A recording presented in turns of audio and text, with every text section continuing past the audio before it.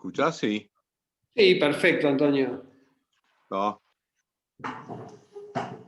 Bueno, Antonio, Sí. te vamos, Sí. digamos, formalmente, ya te saludamos por privado recién. Ahora, públicamente, te queremos agradecer en nombre de, bueno, de todos los salteños y del Club Amigo de la Montaña, al cual pertenecemos mucho de lo que estamos en la charla. Hay mucha gente conectada y muy interesada de los grupos que los siguen a ustedes, del grupo Viven, de mucha gente de Uruguay, bueno, muchos argentinos de distintas provincias, y bueno, agradecerte públicamente tu generosidad y bueno, todas las molestias que te hemos estado ocasionando todos estos días por esta charla. No, para nada, es un placer estar con ustedes, estar con la gente del grupo Reviven, estar con todos los que se contactan, con el grupo de la montaña y con la gente de Salta, que hay tantos amigos rugbyistas allá en Salta, así que es un placer estar con todos ustedes. Bueno, muchas gracias. Hay mucha gente también, sí, vinculada al rugby, que estaba muy interesada en la charla. Y bueno, si es que Octavio está de acuerdo, ya comenzaríamos, si a vos te parece, con algunas preguntitas y luego vos tenés mucha más experiencia que nosotros en esto, así que ya seguís vos solo, si se quiere, Antonio. Cuando guste, Carlos. Antonio, bueno, mira, lo que me interesaría comenzar esta charla con vos con una pequeñísima reflexión a tono de pregunta.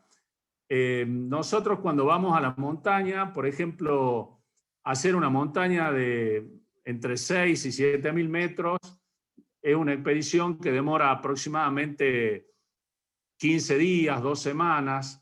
Hacer un 8.000, como vos sabés, subir un 8.000 en el Himalaya son entre 30 y 60 días.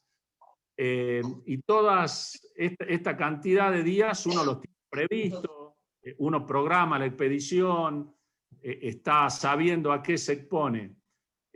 ¿Cómo fue, Antonio, estar 72 días en la montaña cuando, bueno, obviamente ustedes no lo tenían previsto en virtud de un accidente? Esa sería mi primera pregunta. Bueno, mirá, es decir, yo iba a Chile a conocer lo que era la nieve y el accidente ese nos dejó a 3.600 metros de altura, después nos enteramos que estábamos ahí, que después terminamos llegando casi a los 4.000 metros, sin ningún tipo de equipo, con ropa de calle, pantalones de franela, sacos de invierno, pero al fin era ropa de calle, mocasines, botitas de gamuza, todo ese tipo de indumentaria, zapatos de fútbol. Y bueno, y eso fue, ¿cómo te puedo decir? Como un aprendizaje de qué se podía usar y qué no se podía usar, de encontrarte que el tener los pies mojados era algo tremendo, entonces estabas con varios pares de medias siempre dentro de la mochila, y adaptarte a la altura nos costó muchísimo, es decir, los primeros días no entendíamos qué era lo que nos pasaba, caminábamos unos pasos y quedábamos jadeantes, y después nos empezaron a obligar a caminar cuando hacíamos la cruz, y resulta que quedamos todos molidos de la caminata y no entendíamos nada, por qué nos estaba pasando eso, es decir, se fueron dando procesos a lo largo de todo ese tiempo que nos sorprendieron y bueno, lo fuimos adaptando, y el ser humano evidentemente se va adaptando a toda una cantidad de cosas, además a la edad que teníamos con más motivo, ¿no? Es decir, el apunamiento, el frío, a todo ese tipo de cosas que fueron tremendos. Quienes conocen la montaña lo saben. Imagínate que con un saco de franela de calle, caer en el medio de la montaña, con el frío tremendo que hace, estando de mocasines Guido y pantalones de franela, el frío que sentíamos era algo brutal, ¿no? Evidentemente no estábamos preparados para eso, nunca habíamos hecho montaña, el hecho de querer estar digamos, ir a conocer nieve, te manifiesta la inquietud que tenía de cómo era, cómo sería y todo ese tipo de cosas, ¿no? Sí, sí, sí, claramente, claramente. Siempre hablamos nosotros de los distintos sentimientos que genera la montaña, Antonio, y entre ellos, cuando uno se enfrenta fundamentalmente a una alta montaña, una montaña de mucha envergadura, entre los sentimientos que nos surge el miedo. Yo me imagino que el momento del accidente obviamente fue muy choqueante, habrá sido de mucho pánico también. ¿Cómo manejaron durante este tiempo el miedo? ¿Cómo se maneja tantos días, tanto tiempo el miedo? En realidad, con una dosis grande de inconsciencia, no existe el miedo. Es decir, después de haber caído, de haber quedado vivos, lo que esperabas era que te rescataran. Más bien nos invaden otros sentimientos, como es el sentimiento de abandono cuando sentimos que no nos buscan más. Es decir, hasta los 7 días esperábamos que nos vinieran a buscar. Estábamos convencidos de eso, que iba a aparecer un equipo de rescate y nos ibas a sacar del lugar, no sabía cómo. Pero al sentir que no te buscan más, el sentido de desazón, de abandono, de que te dicen, a partir de este momento estás por las tuyas en el medio de la montaña, en ese macizo blanco impresionante, que tu vista llegaba hasta el soñado y estaba todo tapado de nieve, absolutamente todo, y vos decís, si yo estoy solo acá, ¿y qué hago? El miedo en general no lo tuvimos. Muchas veces me dicen, vos no tuviste miedo cuando bajaste solo de la montaña. ¿Y a qué le podía tener miedo si estabas más muerto que vivo en ese momento? No era una cuestión de miedo, podías tener otro tipo de sentimiento, pero el miedo fue de los más suaves. Creo que en eso, sin lugar a duda, influyó la inconsciencia nuestra, la inconsciencia de los expedicionarios. Quizás los primos Strauch fueran mucho más conscientes de los peligros, pero nosotros evidentemente, cuando salimos a caminar por la montaña, no teníamos miedo, éramos unos anormales, absolutamente inconscientes de lo que estábamos haciendo, estábamos retando a la montaña, estamos enfrentando una montaña que quienes son montañistas bien conocen los peligros que tienen, pero al no conocer los peligros es como gato chico, ¿no? No conoce el miedo. Sí, hay como una alegre inconsciencia a veces. En este caso no habrá sido alegre, pero había una inconsciencia importante seguramente. Sí, sí, absoluta, absoluta. Es decir, eso de salir a caminar por la nieve, hacer expediciones de prueba, después de hacer expediciones. Claro, fuiste también aprendiendo a que, viste, como te decía hoy, se te mojaban los pies, se te humedecían. Bueno, vamos a tratar de solucionarlo. Nos poníamos una bolsa de nylon, entonces solucionabas que de afuera hacia adentro no se te mojara, pero no evitabas la transpiración del pie. Entonces también sentías frío. Al final la única opción era cambiarse de medias en la medida que sentía frío en los pies y a otra cosa. Y fuiste aprendiendo a que con los zapatos de suela se ponían babosos, no podías caminar, con ciertos zapatos, con ciertas botas de gamuza de una suela gomosa, se mojaba y te hacía deslizar, había otras suelas que eran más rígidas y entonces te permitían andar. Es decir, fuiste aprendiendo cosas a medida que fue pasando el tiempo, ¿no? Antonio, a ustedes los rescatan producto de su propia acción, de ustedes salir a buscar el rescate a los 72 días del accidente. Digamos, ¿por qué pasó, entre comillas, tanto tiempo? ¿Fue el tiempo en que se fueron preparando para poder salir, se fueron decidiendo? Porque son, bueno, más de 2 meses, ¿no? 2 meses y medio, muchos días. ¿Qué pasó que pasaron tantos días, digamos? Al principio nevaba mucho, hacía mucho frío. A los 7 días escuchamos que no nos vienen a buscar. Y era imposible pensar que vos podías caminar en la nieve en ese momento. Salías y te enterrabas hasta la cintura. Hacía frío, hacía mucho frío. Además, el lugar donde estábamos, en ese valle, es como una U, es decir, las horas sol que tenés no son las horas sol normales, son las horas en que el sol está entre medio de los picos de la montaña. Entonces, en octubre podías salir a las 11 de la mañana y de repente a las 3 de la tarde tenías que estar adentro porque hacía un frío tremendo afuera. Entonces, todo eso nos fue llevando tiempo, nos fue llevando todo octubre.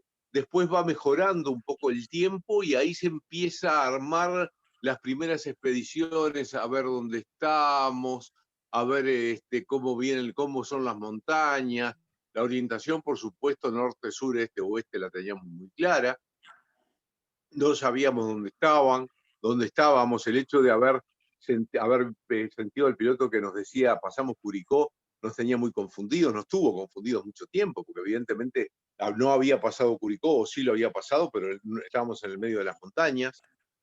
Todo eso, viste, nos fue confundiendo y nos fue llevando a que fuera pasando un poco el tiempo. Después empezamos con Roberto hilando las expediciones, encontramos la cola.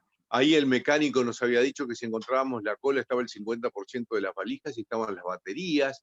Entonces, al encontrar las baterías, primero no, pero primero seguimos, al otro día seguimos a pesar de que estaban las baterías ahí, pero fue tremendo no teníamos equipo, ¿ves? Ahí también te demuestra la inconsciencia. Es decir, llevamos unas mochilas con unos libros para prender los fuegos seguramente, pero no para leer, las medias, la comida, pero no teníamos para pasar la noche. Y esa primera noche que pasamos en la intemperie en la montaña, tuvimos una gran suerte, que fue una noche muy, muy calma, no había brisa, hacía frío, sí, pero digamos, nos mantuvimos despiertos toda la noche, era imposible dormir y con el primer solcito, pero primeras luces, volvimos a la cola y estuvimos prácticamente un día entero durmiendo, que ahí descubrimos el envoltorio que recubría la refrigeración del avión y nos permitió hacer el sobredormir. Ahí descubrimos también las baterías y nosotros con una actitud muy, muy naif pensamos, encontramos las baterías, bajamos el radio, el sintonizador, la antena, lo conectamos, llamamos y le decimos, che, estamos acá, vénganos a buscar, ¿viste? Apostabas mucho a esa inconsciencia, pensabas que las cosas iban a ser mucho más simples de lo que fueron. Y nada en la montaña, nada, absolutamente nada, fue fácil. Se nos fueron dificultando las cosas, es decir, cuando vos, que además está lo otro, las herramientas que tenías de precisión, el hacha.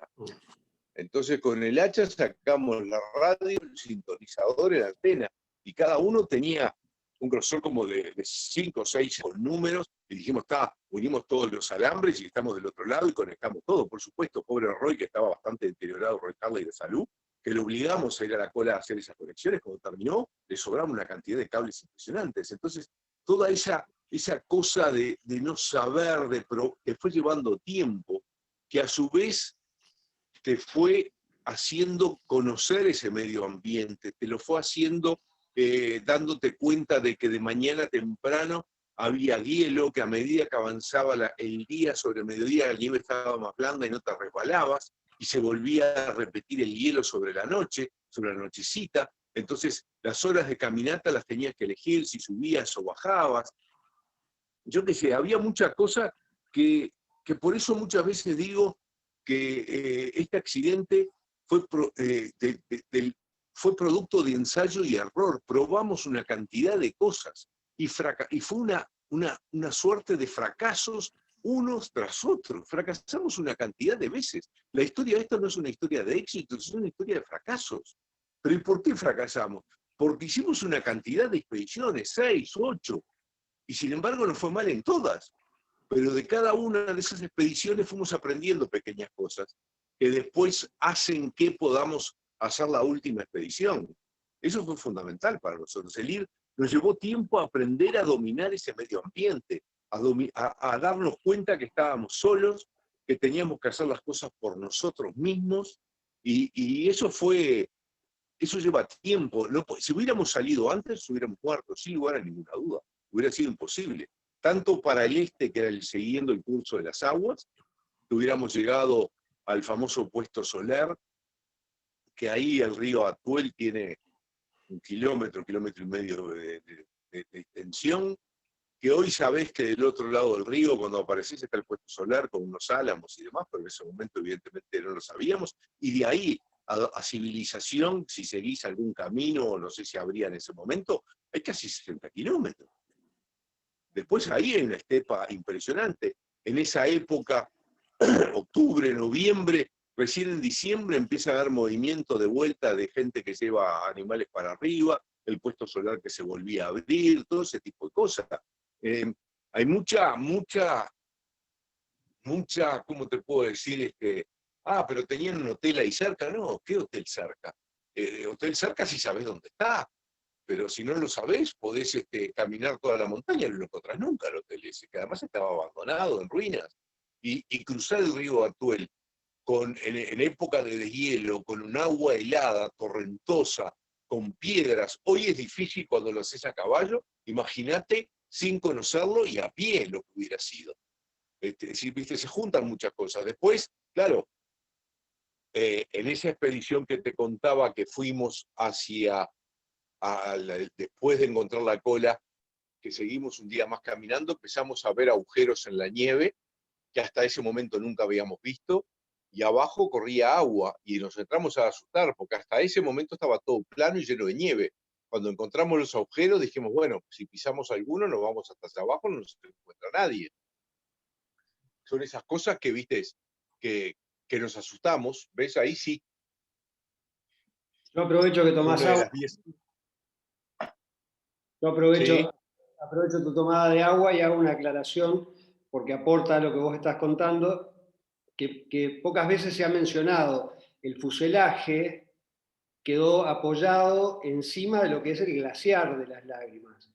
Y hacia abajo está gran parte del glaciar y obviamente los laterales de la morrena. Entonces, la realidad es que si es muy fácil y desde el confort de casa decir tendrían que haber bajado o tendrían que haberse ido siguiendo el curso del río y bla, bla, bla, bla, bla, lo que decías vos recién. La realidad es que, lo hemos conversado más de una vez, si hubieran seguido hacia abajo, las chances de haber caído en grieta glaciar hubieran sido de 99-1. Entonces, realmente eso que estás relatando ahora de la cantidad de agujeros y demás hace a la historia muy fuerte. Así que cierro paréntesis. Está bien, viste, esas cuando fuimos en la expedición contigo hasta donde cayó el avión y demás, toda esa parte que haces a caballo y que ves el río y todas esas cosas, eso estaba todo, absolutamente todo tapado de nieve. Por supuesto. Es Claro. decir, todas esas marcas que se ven, que llegas, ves el río allá abajo corriendo y demás, eso estaba todo, absolutamente todo tapado. Que ahí Claro. nos dio un gran miedo, por supuesto, pero bueno. Claro, Ahí volvimos porque ya no teníamos equipo y demás. Y ahí, para mí, tiene una trascendencia enorme el pobre señor Sobredormir, que nunca le dan bolilla, pero para mí fue un elemento bisagra. Es decir, el haber encontrado ese recubrimiento, el que se hubiera hecho un sobredormir y nos permitió dormir a la intemperie, fue la gran diferencia en las expediciones y en los expedicionarios. Es decir, creo que hubiera sido impensable haber subido a los 4.000 metros sin tener nada donde cubrirse o meterse adentro para tener menos frío, ¿no? Para mí hubiera sido impensable. Y el sobredormir a su vez se llevó tiempo, porque hubo que coser pedacito por pedacito, hubo que hacer el hilo, hubo que buscar los punzones, los clavos, ¿viste? Fue difícil todo eso. sí, Y eso nos lleva tiempo, por eso también va sumando el por qué van pasando tantos días, ¿no? Claro, claro. Antonio, ¿y cómo se termina concretando, armando esa cordada de ustedes tres con Parrado, Canessa y vos, que son los que inician la expedición? ¿Cómo surge o cómo se arma esa cordada de ustedes tres? Nando había dicho que él se iba de cualquier forma. Y Roberto un día le dijo, Nando, te vas a ir y te vas a quedar hecho una estatua de hielo ahí en la esquina, acá a la vuelta, porque no están dadas las condiciones. Esperá un poco y vemos cuándo podemos ir. Y ahí aparecemos 3 compañeros de clase, Carlitos Páez, Roy Harley y yo, que les decimos, que somos de los más chicos del grupo, les decimos, nosotros también queremos ser expedicionarios.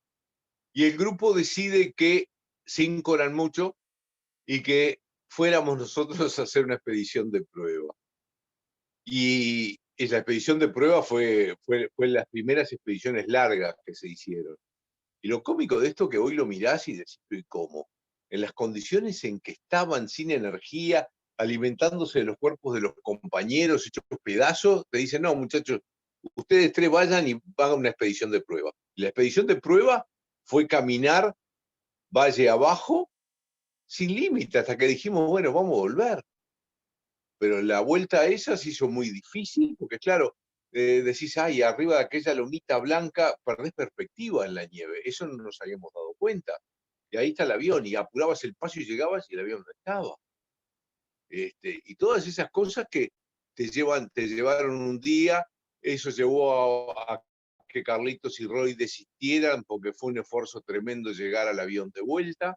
Ahí yo me integro al equipo de expedicionarios, ahí empieza realmente el equipo de expedición, porque a partir de ese momento nos dan doble ración de comida a los tres, podemos elegir la ropa que tenemos que usar, podemos elegir los lugares donde dormir, estábamos exentos de hacer trabajos, es decir, están esas cosas que hace el grupo para que nosotros estuviéramos en mejores condiciones. Empieza el sacrificio del grupo, sacrificándose ellos para darnos mejores condiciones. A su vez, te ponen la responsabilidad de que vos tenés que sacarlos a ellos de ese lugar. Es decir, estaba muy compensado todo y estaba todo muy pensado, el porqué de cada cosa y cómo se tenía que hacer. Empezamos con la primera expedición, valle abajo, encontramos la cola, encontramos el 50% de las valijas, encontramos las baterías y todo eso. Y después, primero usamos la batería, es decir, bajamos todo el aparataje que llevaba días sacarlo. Mientras tanto subíamos y bajábamos con ropa de abrigo, con cigarrillos, y hasta que Roy probó, no dio resultado. Tratamos de llevar la batería para arriba, era imposible. Entonces bajamos a Roy con todos los equipos, y ahí se te van consumiendo las semanas. Después, cuando llegamos, dijimos, bueno, muchachos, hagan el sobredormir porque esto no funciona. El sobredormir debe haber demorado 15 días. Entonces, viste, se van alargando los plazos. Y ahí empieza también la otra parte. Los expedicionarios sabían de que cuanto más entrado el verano, más entrado diciembre, ya no iba a haber tormentas, el frío era menor, las horas sol eran mayor, es decir, ibas a estar más calentito a pesar de todo, y la muerte de Numa Turcati nos obliga a salir, es decir, eso fue el detonante que dicen ellos, bueno, basta, porque en ese momento ya había cola para subir al cielo. Ya creo que le estaban preparando las alas a Coche, a Roy Hartley, había varios que estaban en la lista, y nos dicen, muchachos, se van. Y ahí vienen y nos dan las mochilas para poder subir. Y ya ahí, en el apuro, visto el tema de que al siguiendo el curso de las aguas, no había solución, habíamos como idealizado que la montaña que estaba atrás nuestro era la montaña que nos impedía estar en contacto con la vida. Que atrás de esa montaña estaba Chile, los chilenos, las chilenas, los semáforos que estaban disfrutando del verano, que ya estaban comiendo helados, que todo ese tipo de cosas, como que esa montaña nos impedía a nosotros vivir de vuelta. Habíamos ilusionado brutalmente, habíamos todos como que diciendo, atrás de eso está la vida. Y fue la montaña que tuvimos que subir. No me acuerdo quién una vez nos dice, pero dígame una cosa, si hubieran ido por el costado hubiera sido menos empinado, pero la que nos impedía a nosotros llegar a la civilización era la que estaba atrás nuestro, no esa de costado. No era una cuestión de que fuera más fácil, era enfrentar esa bruta montaña que teníamos en la espalda. Increíble. Antonio, pienso y trato de hacer algunos paralelismos, bueno, con el montañismo, con nuestra actividad, con la montaña. Vos decías, nos dieron las mochilas para que salgamos. Uno cuando prepara su mochila el día de cumbre, por ejemplo, la noche previa a la cumbre, es como que tiene ahí no sé, algún mito esa preparación de la mochila. Cuando preparaste tu mochila, seguramente la noche previa a la expedición, a partir, ¿qué pensaste y qué llevaste en la mochila? ¿Qué llevabas en la mochila más allá de que tenían muy poco, posiblemente, no sé, algo tuyo o no, y cuáles fueron tus pensamientos la noche de preparar la mochila previa a la partida de la expedición? En realidad, no preparamos la mochila. Los primos Strauss nos dicen, muchachos, mañana se van. Ellos ya habían preparado las mochilas, es decir, por eso vienen y como te dije, vienen y nos dan la mochila. Yo a mi mochila le agrego un revólver, le agrego los pares de medias, es decir, las cosas personales, le agrego una afeitadora que me había prestado mi padre, una Gillette, que me dice, cuando vuelvas me la devolves. Y eran de esas cosas que te apegaste a ella y que en esa época era incapaz de volver sin esa afeitadora. Así que me la llevé conmigo. Esa vez no llevamos libros y bueno, y lo que llevaba yo era la comida de todos, que según me enteré después de casi 30 años, en un asado me entero que mi mochila pesaba entre 30 y 40 kilos. Por eso cuando empezamos a hacer escalones, empezamos a hacer pequeños estribos para subir. Al principio iba uno haciendo punta y los otros iban atrás. Pisaba ese estribo, se me desmoronaba, me iba para abajo, trataba de reptar de vuelta, volver a hacer. Al final iban por 3 caminos distintos y a mí era el que más se me rompía el escalón. Es decir, yo no podía entender por qué me pasaba eso, pero dije, ¿será que no lo hago bien? ¿Será que la nieve no me aguanta? Claro, yo estaba pesando en ese momento cerca de 60 kilos, así que imagínate subir entre 30 y 40 kilos en la espalda, era bastante. También te puedo decir que nunca supe qué llevaban Nando y Roberto en la mochila. Es decir, sé que llevaban el sobre de dormir, pero nunca en los 3 días se me ocurrió decirle a ver qué llevas o a ver qué tienen adentro, ni idea. Es decir, nunca se me hubiera ocurrido. Es decir, creo que este tema de las mochilas es como en la vida. Es decir, a vos te toca una mochila y no mires la mochila del otro a ver qué lleva o si la vida le es más fácil o menos fácil o es... No, la mochila que vos tenés que llevar es la tuya. Y acá pasó exactamente lo mismo. ¿Viste? La mochila mía era esa y bueno, y no tuve más remedio que subirla sin darme cuenta, con un esfuerzo brutal. Por eso a los 3 días, cuando llegamos a lo que sería la cumbre, yo estaba destruido físicamente, no podía más, estaba cansado. Roberto también estaba cansado, Nando estaba bien. Y ahí me piden, porque Nando ve que seguían las montañas, yo también veía, pero viste, cuando llegas a la cumbre como que hay otra cumbrecita y hay otra montañita, y hay otra montañita, no es como cuando decís llego al Everest allá arriba y miro todas las montañas, no, siempre había un pedacito más, una cosita más, y me dicen, nos dejás la comida, que nosotros seguimos, la veo difícil, la veo complicada. Por otro lado, también desde ahí arriba habíamos visto una raya negra que iba de lado a lado, del valle, que es decir, por arriba donde nosotros estábamos, que decíamos esto es una carretera. En algún momento pensamos en volver, dicen, ni loco, volvemos porque nos matan. Nos matan porque estaban todas las esperanzas puestas en esa expedición. Estaba todo jugado a eso. Es decir, que volvieras y le dijeras, no, mirá, resulta que nos parece, porque los 3 no veíamos nada, que hay una carretera allá al final, hubiera sido un disparate, ¿no? Así que ahí siguen Nando y Roberto y 7 días después aparece. Ahí se conjugó un poco, seguramente, bueno, hiciste de porteador porque llevaba una cantidad increíble de kilos. Si pesaba 60 kilos y llevaba la mitad de tu peso o algo más en la espalda, es, bueno, el mejor de los porteadores conjugado con el pilar del rugby, que era tu puesto cuando jugaba, ¿verdad? Y sí, yo había ido a la montaña con 90 y volví con 60, 19 años, una fortaleza impresionante, que creo que eso lo tuvieron muy en cuenta los primos, que fueron los primos Strauch, que fueron los grandes estrategas después de que murió nuestro capitán Marcelo Pérez del Castillo.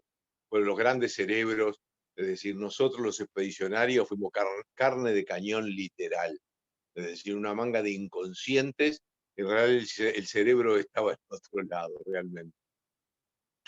Y el espíritu de equipo surgió del rugby, se manifestó, tuvo trascendencia durante todos esos días. Mirá, desde un principio cuando caímos, que estaba vivo nuestro capitán Marcelo Pérez de Castillo, hubo un mando absolutamente vertical.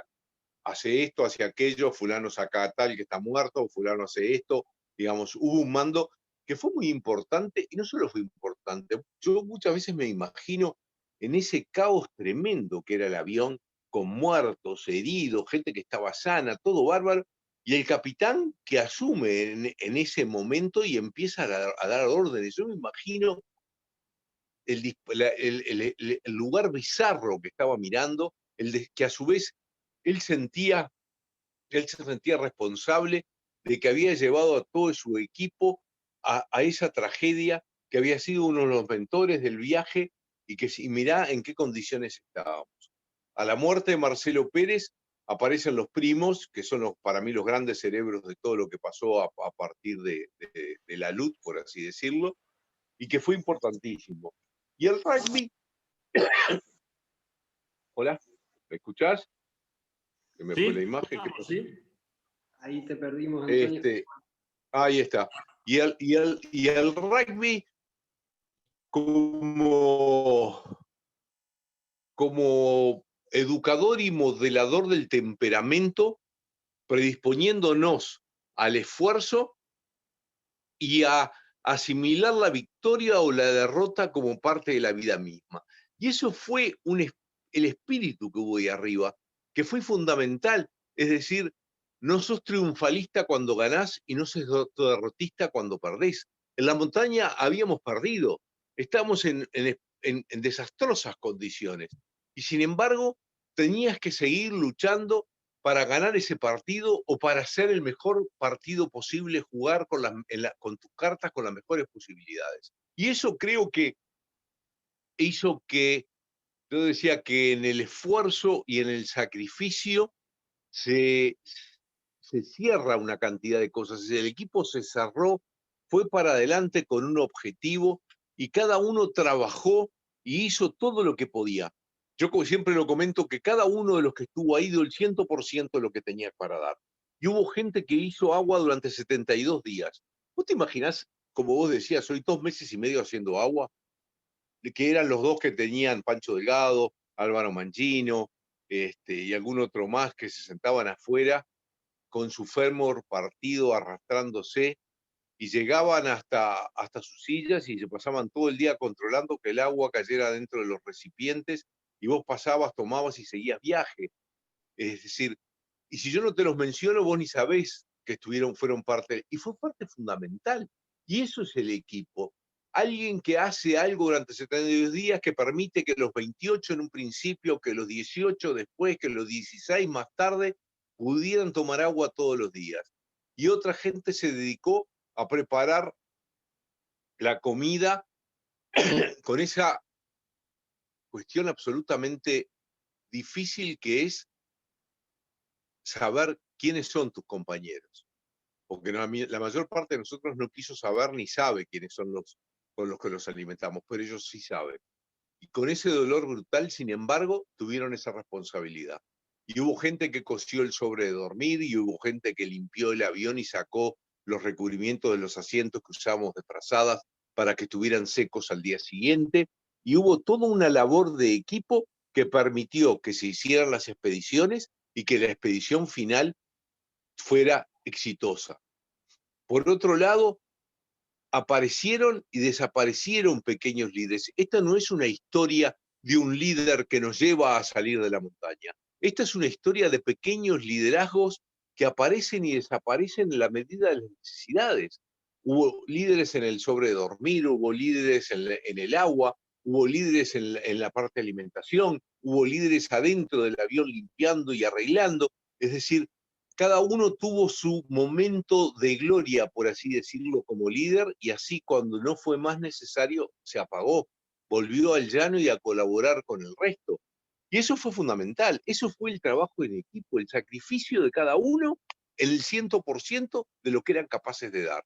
Y vos decís, ¿y los expedicionarios? Y los expedicionarios tenían piernas, y los expedicionarios tenían fuerza. Ellos nos prepararon, ellos se sacrificaron.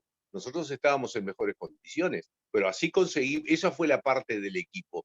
Esto es como cuando alguien hace el try y todos lo aplauden y dicen, ay, qué lindo que jugaste, fulano, y están los otros 14 llenos de barro, que la mamá ni los conoce cuando pasan por al lado, y sin embargo el otro se lleva el aplauso. Acá fue más o menos lo mismo. Roberto y Nando se llevaron los aplausos, pero atrás de ellos un equipo trabajando que fue eficiente y eficaz. Antonio, ustedes eran de un colegio religioso, católico, tenían una fuerte formación cristiana. ¿Cuánto influyó la creencia de cada uno? ¿Se basaron en ella mucho? ¿En algún momento la abandonaron? ¿Se sintieron abandonados? ¿Cómo fue la parte espiritual, religiosa, si se quiere? Desde un principio se rezó, y algunos con más intensidad,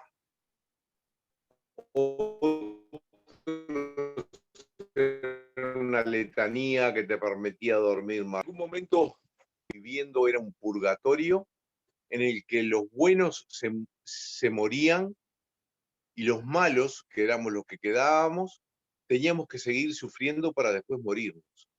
Es decir, era un purgatorio por el que estábamos pasando. Después llegó el momento que nos peleamos con Dios, que no entendíamos por qué ese Dios tan magnánimo que nos enseñaron entre 10 años en el colegio, aquel señor del báculo y su barba larga, que era muy bueno, ¿por qué a nosotros nos estaba haciendo pasar por todo eso? Pasamos por se nos cayó el avión, a los 7 días nos enteramos que no nos vienen a buscar, a los 10 días tuvimos que empezar a comer la carne de nuestros compañeros, después vino una luz. ¿Qué más nos podía pasar? ¿Por qué ese señor tan bueno nos estaba haciendo pasar por todo eso? Y nos enojamos mucho con Dios. Y por otro lado, creo que para algunos tuvo una parte importante. Hay una cosa que quizás coincidamos, es los 3 expedicionarios siempre pensamos que fue un triunfo del espíritu humano luchando contra la adversidad, y nosotros 13 compañeros pensaron que fue producto de la mano de Dios. Creo que el ser humano tiene una capacidad tremenda adentro, tiene una capacidad tremenda de superarse, de enfrentar las cosas, de enfrentar la vida, de enfrentar la muerte, de enfrentar, pero todo depende de lo que tenemos adentro, todo depende de la voluntad, y eso es fundamental, y fue fundamental allá arriba, no quedarse, seguir luchando. Como te decía, no fuimos exitosos en muchas expediciones, y sin embargo hacíamos otra y otra. Es decir, aquello de no importa las veces que me caiga, sino lo que importante es las veces que me levanto. ¿Y eso quién es? Eso es el ser humano. Para mí eso va por arriba de lo que, por arriba no, está dentro de la concepción de Dios. Es el libre albedrío que tiene el ser humano de tomar sus propias elecciones, de elegir voy a hacer esto, voy a hacer lo otro, de equivocarse. Porque si no sería mucho más fácil, no me dejaría equivocar y andaría siempre por el camino correcto. Y allá arriba nos equivocamos una cantidad de veces. Y tuvimos que desandar el camino, y tuvimos que aprender otra cosa, y tuvimos que hacer otra cosa. Hubo errores, hubo una cantidad de errores. Pero lo bueno es que se volvió para atrás y se tomó el camino que después fue el camino correcto. Pero creo que todo eso es una fuerza que tenemos adentro de nosotros, que tiene el ser humano, de enfrentar y de salir adelante.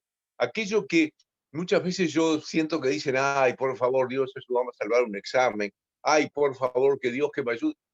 ¿Vos te parece que Dios se puede ocupar de esas cosas? Yo no puedo creerlo, eso no existe eso. Eso es una muletilla. El que te ocupás de esas cosas terrenales tan simples sos vos, y el responsable de lo que te pase sos vos. Dios no tiene nada que ver en todo eso. Está para otras cosas, creo, mucho más importantes. Bueno, te prometo que voy terminando, Antonio, de las preguntas que me había amputado. Acá No, eran apuntadas 16 o 17, nada más. Antonio, ¿qué Antonio partió de Uruguay? ¿Qué Antonio volvió de la cordillera? Buena pregunta. El Antonio que partió de Uruguay era un chico de 19 años, acostumbrado a la vida de 19 años, sin mayores penurias, pero educado dentro de esa, ¿cómo te puedo decir? esa educación irlandesa dura del colegio. En casa tampoco las cosas eran demasiado fáciles, es decir, había exigencias. ¿Sabés lo que había que hoy no hay? Eran obligaciones. Vos tenías obligaciones, no tenías derechos. Vos tenías obligación de estudiar, vos tenías obligación de hacerte la cama, vos tenías obligación de una cantidad de cosas, que también en la montaña fue importante. En la montaña había obligaciones, no había derechos, ¿viste? Entonces ese Antonio que cayó en la montaña, que iba a conocer la nieve en Chile, que no desayunó porque iba a comer langostinos de desayuno en Santiago de Chile, así que estaba sin desayunar, cayó en el medio de la nada,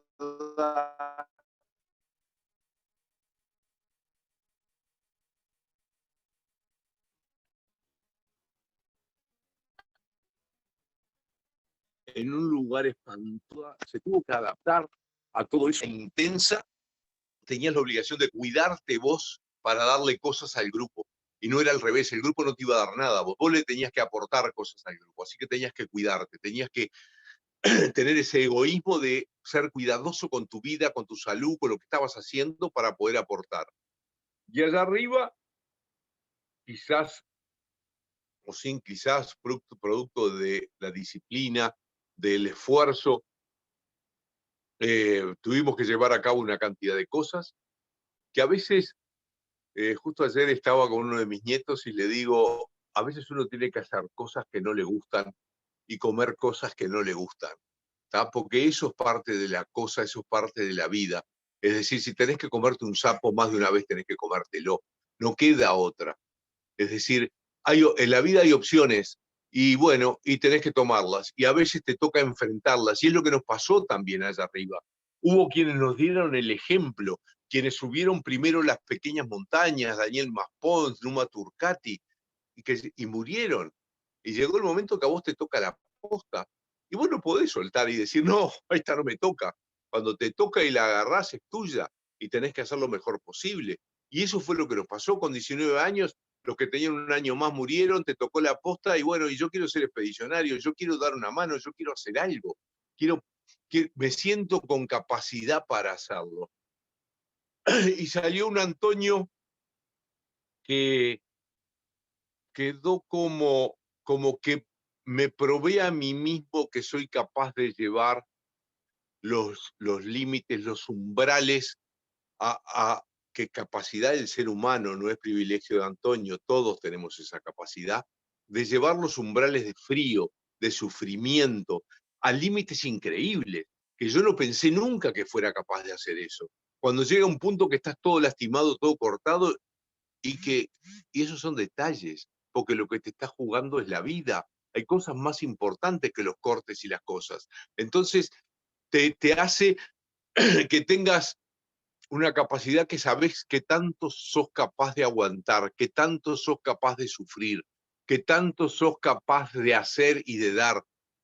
Y entonces eso te da como decir, bueno, yo soy mucho más capaz de lo que a veces uso, soy mucho más resistente de lo que pienso, y eso es una cosa que es importante buscarla dentro nuestro, porque no es privilegio mío. Yo lo probé, esa es la gran diferencia, pero todos tenemos esa capacidad. A mí me hicieron pasar por esa prueba y sé que tanto puedo dar, pero creo que todos tenemos esa fuerza de voluntad interior, ese decir yo puedo, el decir yo puedo enfrentar, yo puedo ir, no hay nada imposible, todo depende de nosotros mismos. Ya para ir terminando, Antonio, para ir cerrando, una livianita, te hago una pregunta livianita ahora. Uno cuando está en la montaña, muchas veces sufriendo los rigores de la montaña, piensa, uy, cuando vuelva a mi casa, cuando llegue a mi lugar, voy a ir a tal lado, voy a hacer tal viaje, voy a comer tal cosa, me voy a tomar una cerveza, una gaseosa. Les corrían esos pensamientos, se prometían viajes, comidas, reuniones y ese tipo de cosas. Sí, de hecho, tengo una libretita que anotábamos todas las noches. Alguien comentaba algo cuando éramos 28. Yo comí media luna en tal lado, tomaba el jugo en tal otro. Y a mí con 19 años que no me sobraba nada, no me daban mucha plata, anotaba esos lugares para ir en algún momento. De hecho, después me saqué las ganas de ir a tomar ese jugo de naranja natural, de ir a comer esas medialunas, pero ansías cosas, viste, como un agua con gas o cosas por el estilo, es decir, la cabeza se te va. Es como decís, empezás a desear cosas que habitualmente, y allá arriba nos pasó y lo anotamos todo en el librito, el dulce de leche, que íbamos a poner una fábrica de dulce de leche, cómo extrañaba todas esas cosas. Y de hecho, una de las primeras cosas que hice cuando me sacaron del sanatorio en Santiago, me dicen, ¿qué querés comer? Quiero comer pizza, pero no es comer pizza. Es decir, comí tanta pizza, que cuando salí terminé agarrado de un árbol devolviendo todo lo que me había comido. Es decir, no estaba en condiciones de soportar todo eso. Pero te pasa, te ilusionás. Mismo allá arriba había alguno que de repente alguna noche decía, che, yo voy para la ciudad, ¿alguien quiere algo? Y de repente uno le gritaba, tráeme un agua mineral con gas. Antonio, hablabas hace un rato de tus nietos. Yo todavía no los tengo, pero pienso muchas veces después de las andanzas por la montaña y demás, uno dice tantas cosas que tendré para contarle a mis nietos. ¿Qué les contás a tus nietos en estos momentos, hoy en día? Y cuánto entienden tus nietos, no les conozco las edades, pero cuánto entienden de esta semejante odisea que pasaste en la montaña. Mirá, de hecho, el gran punto de quiebre es cuando tienen 5 años y van a entrar en el colegio, ¿no? Lo mismo me pasó con mi hijo, que ahí te acercás y le preguntás, che, vos sabés que yo me caí en un avión y te miran y te dicen, ya lo sé todo, no me lo cuentes, Peyo. Es decir, con mis hijos me pasó que veían gente, periodistas, cámaras, y el día que fui a hablar con Patricio, que era el más chico, me dice, papá, no me cuentes nada, y lo mismo pasa con mis nietos. Lo único es que todos tuvieron curiosidad de cómo era el lugar. Es decir, he ido con mis hijos, he ido con mis nietos, me queda una nieta más para llevar, pero todos han querido ir hasta el lugar y estar en el lugar, ¿viste? Hay como un bichito que les pica, que dicen, tanto habla de ese lugar, cómo será, cómo es, cómo habrá sido. Y es un poco como que le contás la historia de ese sufrimiento. Hoy entienden poco en el sentido de que eh, es muy difícil para ellos hoy entender disciplina y sacrificio, que fueron las bases de todo esto. Es decir, conocen poco de disciplina y mucho menos de sacrificio. Entonces, a veces decís, de qué estoy hablando? Pero no tengo más remedio que decirles cómo fue. Capaz que ahora no lo entienden y lo entenderán más adelante. Pero hay cosas que creo que en la vida, por más que pase el tiempo, siguen siendo iguales. En algún momento pegan la vuelta y volvemos a lo de nuestros abuelos, nos acordamos. Es decir, se han perdido muchas cosas, se han ganado otras, pero en esencia seguimos siendo los mismos. Aprendemos, la letra con sangre entra y hay cosas que no nos olvidan más. ¿Con quién fue la primera persona de tu familia que te encontraste cuando volviste? ¿Quién fue al primero de tu familia, de tus afectos, Antonio? Me encontré con papá y con mamá, esa fue otra de las cosas. Allá arriba lo que querías hacer era volver con tu familia, con tus seres queridos, con tu familia chiquita, con papá, mamá y con mi hermano. Eso era lo que vos ansiabas y era lo que te movía a salir de ese lugar. Y hasta mismo planeamos cómo hacer, fíjate cómo sería la inconsciencia de que no nos damos cuenta de la trascendencia de la historia. ¿Cómo vamos a volver? Y bueno, vamos a volver en tren y vamos a cruzar y bueno, y cuando lleguemos a casa vamos a llamar a algún tío joven para que vaya y le avise a papá y a mamá que estamos vivos. Es decir, no teníamos trascendencia de lo que habíamos hecho, ni idea. Y la preocupación era esa de cómo transmitírselo. Y fue una alegría muy grande reencontrarme con mi cama, mi almohada, mis olores, mi familia. Es decir, volvés a lo tuyo y siempre en los momentos difíciles volvés a tus seres queridos, ¿no? No hay ¿me fui o no? ¿Me están Estás, escuchando? te estamos viendo y escuchando. Ah, bueno. Siempre volvés a tu familia, a tus seres queridos. Y mismo hoy nos pasa, en los momentos más difíciles, volvés a la gente más querida, a la gente más cercana. Y bueno, eso es parte de la vida, eso es parte de tu familia, tus seres queridos, tus amores, todo ese tipo de cosas. ¿Recordás qué le dijiste o qué te dijo tu papá, tu mamá o qué le dijiste vos en el primer encuentro? ¿Te acordás de algo puntual de ese momento? No, no, no, nos abrazamos, nos besamos, después entramos en la famosa conferencia de prensa, pero no hubo, mamá era médica, es decir, no tuve que hablar mucho del tema porque mamá se dio cuenta de cómo habíamos sobrevivido rápidamente. Mismo siempre contaba, dice, no, al principio yo iba a alguna reunión que me llevaron, y dice, ¿y estas viejas? Tenía la edad de ella. Dice, están hablando de que los nenes, los chicos, están en cuevas comiendo liebres y ¿cómo se llama? Y pastitos y cosas. Y yo decía, esto es un disparate grande, una casa no fue nunca más a esas reuniones. Pero fue muy lindo el reencuentro con todos ellos, con mi abuela también. Fueron momentos increíbles de, de, de ese amor que tenían, que te tenían y de haberlos perdido.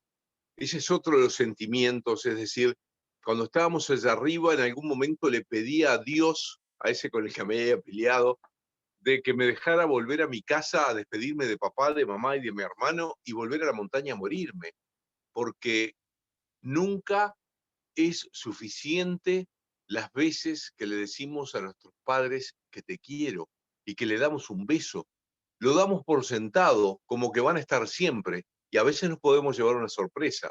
Entonces, qué lindo que es decirle te quiero, porque si no, ¿cómo sabe que yo lo quiero? Si yo no se lo digo, lo supongo, sí, pero es mucho más lindo decírselo, te quiero mucho y te doy un beso porque te quiero mucho. Y entonces es una forma de mantener vivo eso y poder disfrutarlo también. Prometo que me quedan dos y nada más. Prometo que solo dos me quedan. No hay ningún problema. Es un placer la charla que estoy teniendo. Antonio, ¿y esa mirada ajena influyó sobre ustedes, sobre vos particularmente, esa mirada que contaba justamente de lo que escuchaba tu mamá en las reuniones, la mirada ajena social, ¿tuvo alguna influencia? Ninguna, al principio sí, luego no. ¿Cómo fue la mirada ajena? Mirá, papá tuvo la sabiduría de sacarme de Montevideo. Nosotros llegamos un 28 de diciembre y creo que, si no me equivoco, me dijo el 30 nos vamos para La Coronilla, que queda a 300 kilómetros de Montevideo.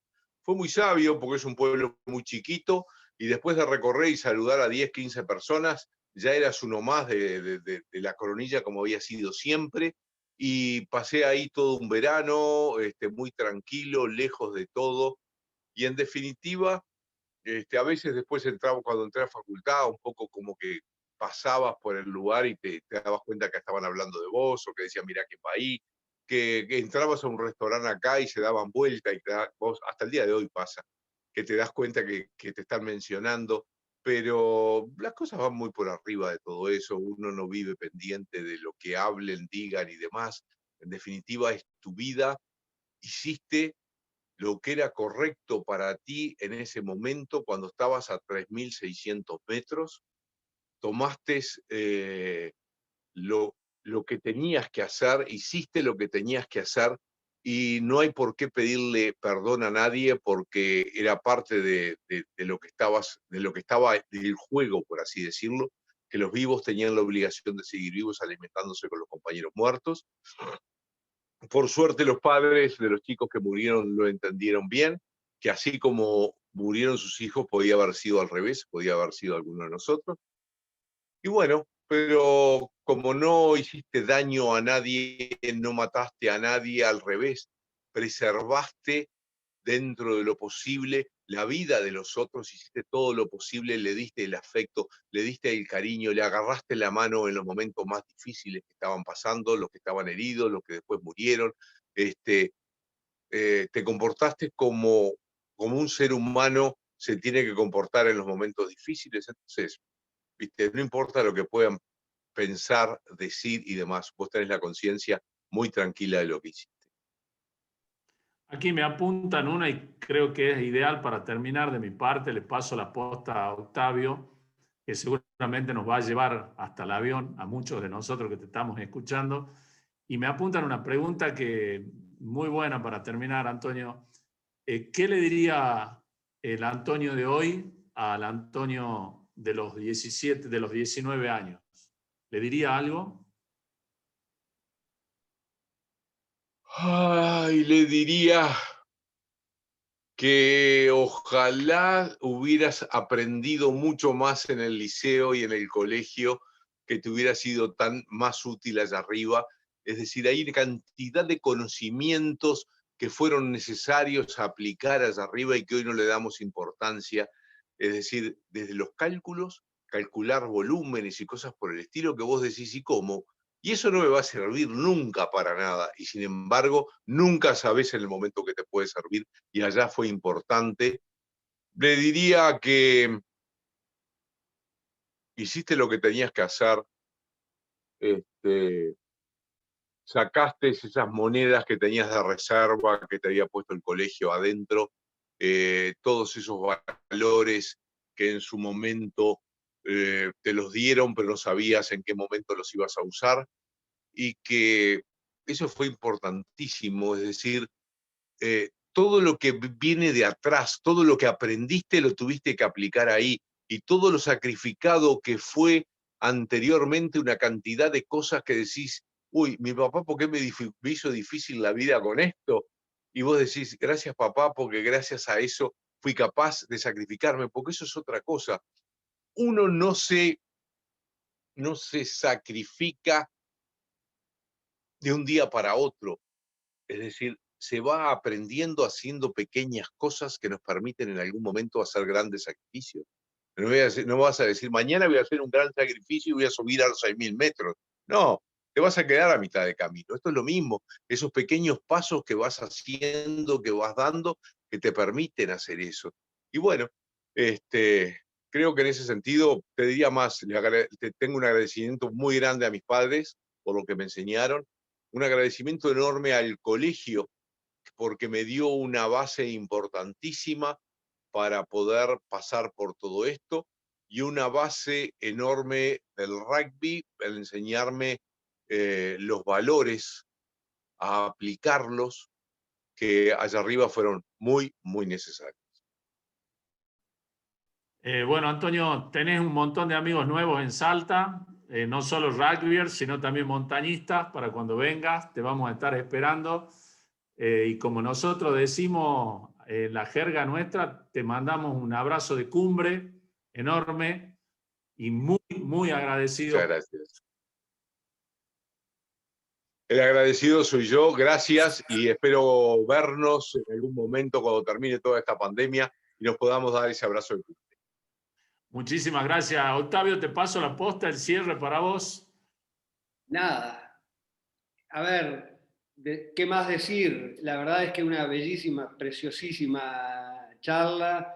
Antonio es un tipo, ya lo hemos hablado, quien tiene, yo me considero un tipo súper afortunado, primero de conocerlo a Carlos, sobre todas las cosas de conocerlo a Tintín, de haber tenido la bendición y el privilegio de haber estado en el lugar con él, de haber bueno, me tocó, lo tuve que guiar.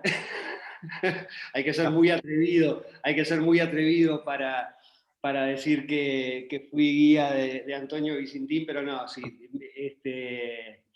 Y realmente vivimos una experiencia fantástica, principalmente porque Antonio es lo que uno ve y no tiene absolutamente, no hay un personaje. Es decir, Antonio es un tipo tan cálido y tan transparente, que nos permitió a la gente con la que fuimos a la montaña, nos permitió tener esta misma charla prácticamente todo el día. Yo más de una vez le dije, che, Antonio, si ves que te rompen mucho, me avisás que le echamos fría a la gente, ¿viste? Que te la corremos y te damos el espacio para que descanses. No, estás loco, dejalo. Todo el tiempo, a la noche, 10:30 de la noche, a la hora de la cena, mientras estábamos comiendo, la gente haciéndole preguntas, hablándole, todo el tiempo. Entonces, eso habla de alguien que tiene una calidad y una calidez que quedó más que reflejada hoy. Yo agregarle además, en el caso, yo no sé cuánta gente de Uruguay habrá hoy en la charla, pero decir algo que siempre he dicho acá en mi país, que en Uruguay esta historia es una historia muy poco cotizada. Acá en Uruguay no cotiza en bolsa, es una historia que no tiene el valor y no tiene el peso histórico que debería de tener. Yo llevo años diciendo de que es una historia que debería de enseñarse en el ciclo básico, que debería de enseñarse en el secundario,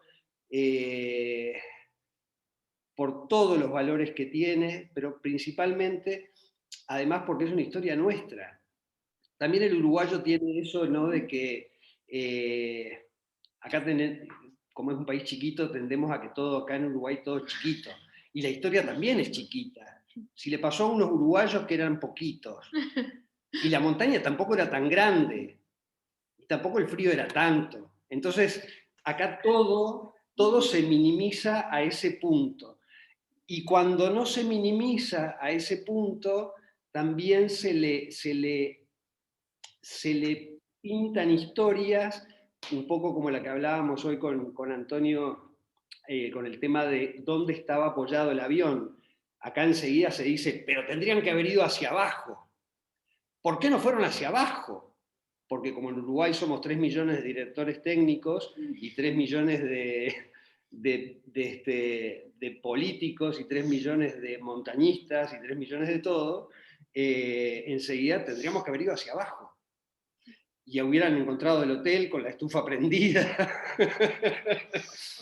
etcétera, etcétera. Y la realidad es totalmente diferente. Entonces, quienes hemos tenido el privilegio de estar en más de una oportunidad en ese lugar y conocemos la historia y sobre todas las cosas nos ha tocado estar en ese lugar fuera del circuito turístico y vivir la historia fuera del circuito turístico, damos fe de que es una historia y un lugar fuera del tiempo, fuera del lugar. Es un lugar fuera del lugar. Si bien es un lugar bellísimo, es un lugar que tiene una agresividad que yo he visto pocas veces en otra montaña, es un lugar que tiene una naturaleza en exceso salvaje, y es como describía hoy Antonio, es un circo que genera a su vez un gran freezer, es un freezer gigante que prácticamente todo el día, a pesar del sol, prácticamente todo el día esa gran pared glaciar genera frío, todo el día. Así que eso genera a su vez una historia que es por demás gigante y que creo yo debería de ser contada, como decía recién, no solamente en los libros que ellos han escrito, menos Tintín, que debería, sino que además debería de ser contado en los libros de historia y los chicos deberían de aprenderla en los colegios y todo lo demás. Así que bueno, nada, no los quiero aburrir. Yo más que agradecido. Sería una buena, Octavio, sería muy bueno en algún momento poder repetir esa experiencia. El contar la historia arriba de la montaña indudablemente tiene otro sabor, es otra cosa, porque estás en el terreno. Por eso hoy que decías que te preguntaban y demás, evidentemente eso te lleva a decirte, era allá, era acá, esto fue difícil, aquello, y te das cuenta, ellos lo van viendo, lo van palpando y lo van sufriendo también, ¿no? El hecho de ir a la montaña, de ir al lugar, es otra cosa. Es decir, una cosa es lo que yo te cuente acá, otra cosa es lo que te puedo contar allá. Tal cual, tal cual. Sin lugar a dudas que también hay un gran aviso. Y es, sin lugar a dudas, esa invitación, Antonio, casi que te la tomo. A ver, Carlos. Tomala nomás. Carlos Pongamos fecha, pongamos fecha. Queda comprometido. Atento, Salta. Atención, Salta. Quedan comprometidos. Sí, Mirá, señor, sí, señor. es más, yo no soy muy bueno con el tema de la tecnología, a pesar de que hice un esfuerzo muy grande en armar esta reunión, pero en la ida que hicimos con Antonio, acá con Romina, que la tengo acá al lado, se nos pasó por la mente, confluyeron un montón de cosas.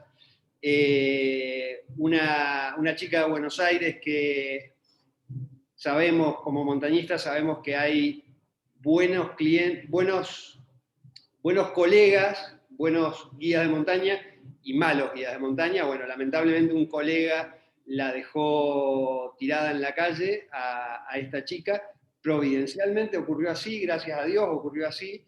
Y nosotros tuvimos la bendición de que se comunica con nosotros por diferentes motivos y la enganchamos y bueno, y charlamos con ella y nos dice, no, que yo le pagué a fulanito y que me dejó tirada y que me quedé sin la posibilidad de ir al avión.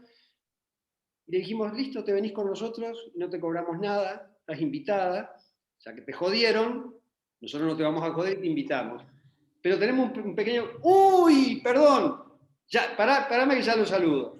Tenemos un pequeño tema que capaz que te enloquece o capaz que no. Uno de los invitados que viene con nosotros en esta expedición es Antonio Vicentín, casi se muere. ¿Tá? Así que como no te vamos a cobrar, lo que te voy a pedir es que, como sos violinista, te voy a pedir un favor a cambio. Y ese favor a cambio se lo cobramos en la cumbre, en el memorial. Así que nada, antes de terminar, vamos a compartir un videíto chiquitito que fue el regalito que le hicimos a Antonio, y de paso quiero saludarlo a Benjamín, que está ahí, mi gran amigo el Benja. Hola, Benja. ¿Cómo estás? ¿Qué haces? Te hace enorme. Gracias. ¿Qué haces, loco? Sí, bueno, nos vamos el año que viene. Dale. Mirá, Antonio, voy a hacer algo que no lo tenía planeado. Acá la tengo. Hay alguien que acaba de levantarme la mano y le voy a dar intervención porque, a ver dónde la tengo que no la veo. Anda al chat, si no, amor. Dame un segundo. Ahí está.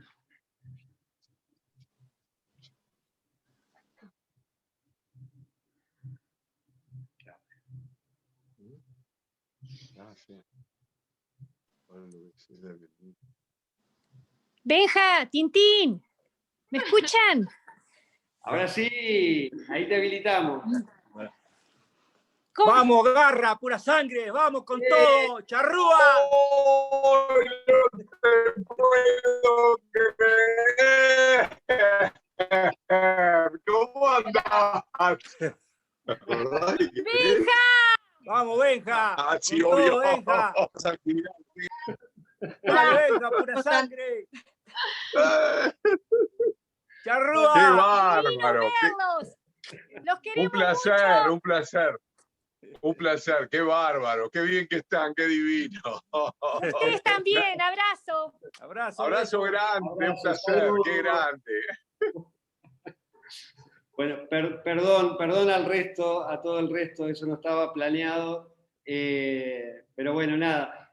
Y Antonio, realmente eso fue el regalito que le hicimos a Antonio fue. Contalo vos, Antonio, contalo porque a vos te gustó, creo, y bueno, nada. No, fue impresionante el estar allá arriba a 3.600 metros en la tumba y que apareciera el violín con unas dificultades brutales porque había viento, pero sin embargo ella pudo tocar el Ave María a 3.600 metros. Fue algo espectacular, fue algo inolvidable, impresionante. Si lo tenés ahí, metelo porque es... Por supuesto, por supuesto. Así que ahí vamos a hacer una pequeña... Espero que lo podamos, yo creo que sí.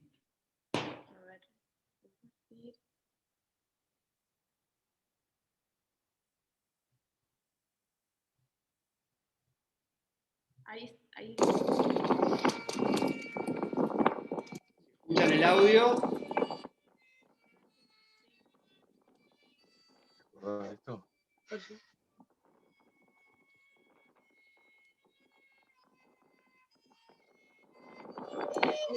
Ahí está.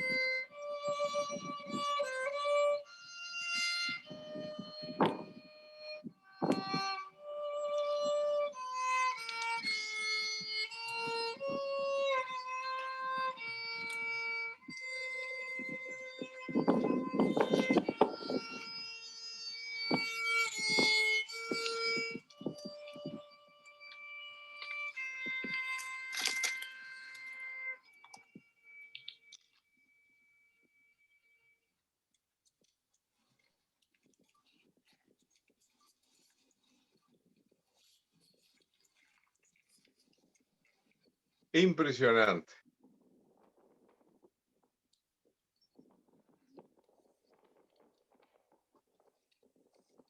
Disparate.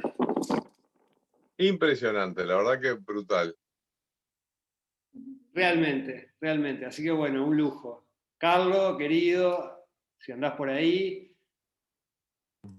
Sí, tremendo, tremendo. La verdad que espectacular.